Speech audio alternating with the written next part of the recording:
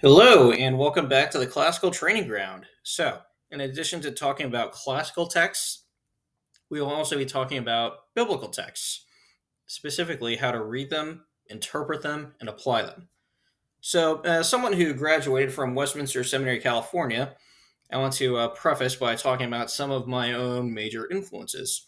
Specifically, when we talk about the Old Testament, as we're going to talk about in the next set of videos here, I was influenced largely by this guy, Gerhardus Voss, and his biblical theology, and uh, someone who lived relatively more recently, this gentleman here, Meredith Kline, with this big book, Kingdom Prologue, which was originally lecture notes that he then compiled into the book that I have here today.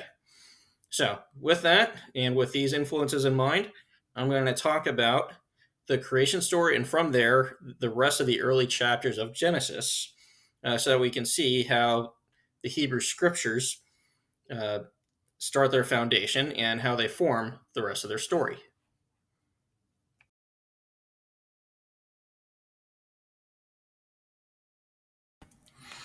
All right, so here we're going to talk about the framework of the creation story in Genesis 1:1 through 2:3. So, on days 1 through 3, God creates the different realms. Days 4 through 6, he creates the things that fill those realms. So, day 1, God creates the heavens. That is the place where he dwells. Day 2, God creates the water realms. That is the waters of the sea below and the waters of the sky above. And in this sense, we see that the heavens on day 1 are different from the heavens in day 2. So the heavens in day 1 are the place where God dwells above everything else. And day 2, the heavens with the waters are the sky in the ordinary sense that we see. Now, after this, on day 3, God creates the earth. That is the land. So we have the heavens on day 1, the waters on day 2, and the dry land on day 3. So this is going to set up for us days 4 through 6, where we see the different things that fill those realms. So on day 1, we saw that the heavens were created. On day 4, the sun, moon, and stars are created to fill the heavens.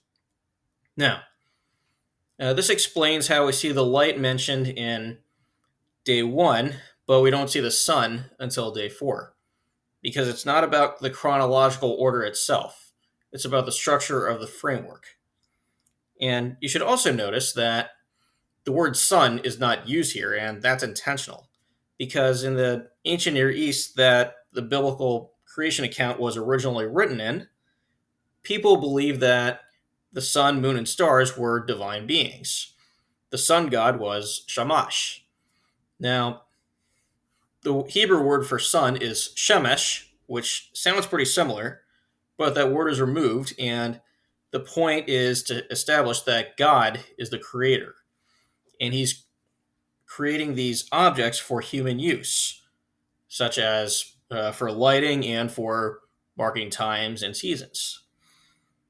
So, in this sense, you can say that the creation account is demythologizing the creation.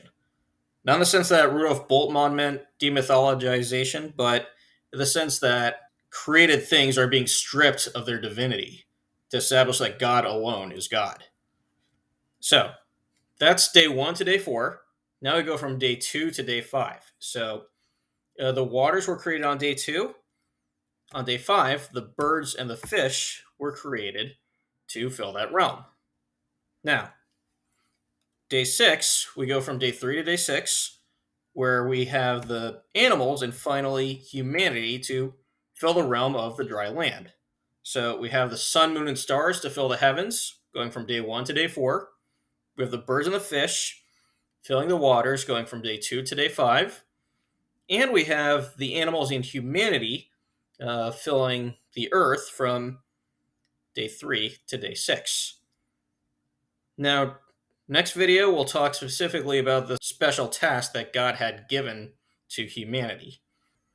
But for now, that's the purpose of the creation story, to frame the creation with God as creator and to set up humanity's unique task.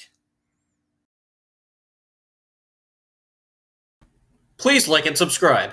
If you'd like to become a student with the Classical Training Ground, Click the link below in the description and enter the details.